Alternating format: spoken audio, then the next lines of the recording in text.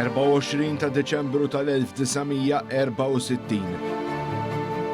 Dak li kellu jkun perjodu festiv għal Pawlu Grima u l-familja tiegħu spiċċa fi traċedja wara li xorob alkoħol maħdum b'mod dilettantesk fi żminijiet festivi.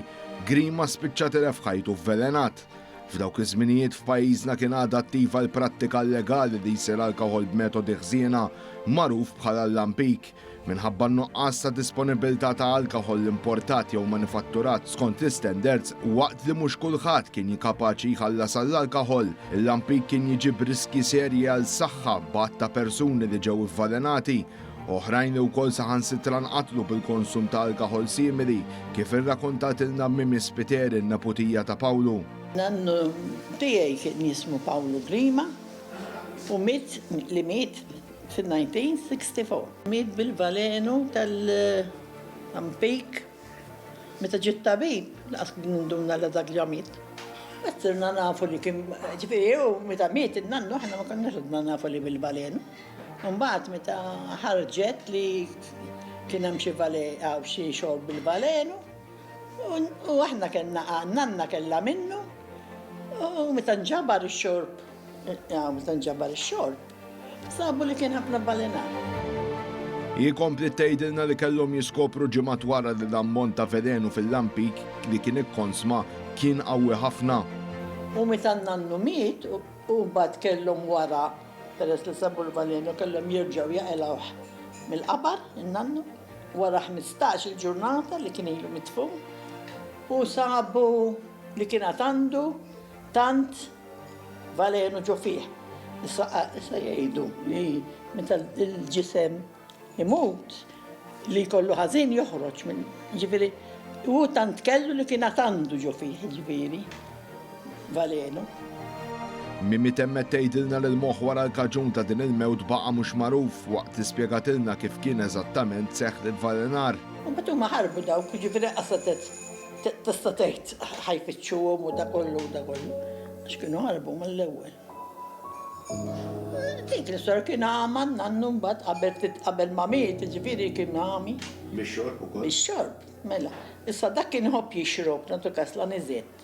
U nanna l-Benedittin. U dak spiċċalu tiegħu.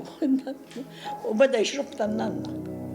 U iktar ma beda isu jħoss hekk, iktar beda jixrob. Allura iktar qatlu malaj. Għax ħażiet. Tifhem.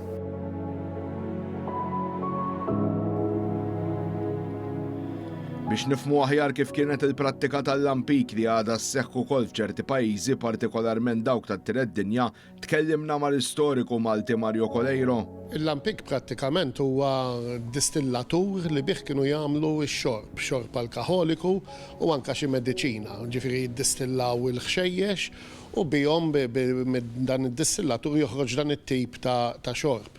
Li kien hemm fuq u li kien illegali huwa l-fatt li biex tagħmel il-lampik suppost trid ikollu dak li jkun il-liċenzja mill-awtoritajiet biex jagħmilha. Però ħafna drabi kont issib nies li ma kienx ikollhom liċenzja u kienu jagħmlu l-lampik b'mod illegali. Iżda min kien jagħmel il-lampik bla permess mhux biss kienet ikun qed jikser il-liġi iżda xi drabi wisq aktar minn hekk. Kien hemm periklu li jistgħu jikkawżaw anke l-mewt. Fil-fatt kellna każi f'Malta fejn nies mietu għax xorbu mill-lampik, minn prodotti tal-lampik.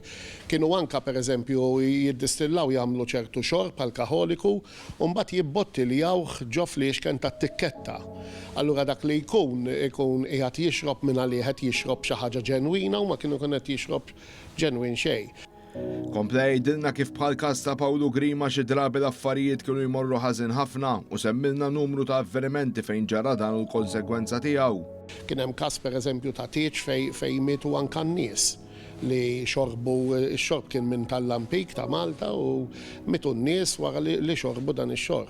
U kien hemm każi oħrajn fejn nistress u l-qorti u anke weħlu l-ħabs imħabba l-lampik għax kienu jikkawżaw mart jew inkella iktar u iktar mewt għax dak li jkun meta ma kienx isir kif suppost il-lampik imħabba jew taħlitiet ħażin jew inkella jkun hemm id-distillatur ikun maħmud jew ikollu xi mikrobi ġo fih kienu jikkawżaw il-mewt. Allura ġieli kien hemm nies li anke weħlu l-ħabs. U tem jgħid li dan kien isir minħabba li x-xorb dejjem kien hawn domanda kbira għalih u sfortunatament f'dawk iż-żminijiet mhux biss kien limitat iżda wkoll mhux kulħadd kien jaffordjah. Tifhem li l-alkohol dejjem kien ta' ċertu livell biex tixtrih, mhux kulħadd seta' jixtri l-livell l-alkohol bil-flus li kien ikun jiswa. Allura kienu jagħmlu din is-sistema li kien hemm żmien meta kienet aċċettata. Imma mbagħad meta l-affarijiet bdew isiru kif suppost u bdew jiġu ċertifikati mill-awtoritajiet tas-sanità, ħafna minn daw il-lampik li kienu privati għand in-nies kellhom jifqu jiffunzjonaw. Allura dak li jkun kien isiba komda li jagħmel xi ħaġa li jifranka l-flus u fl-istess ħin jista' jbieħha, allura kienet xi ħaġa legali.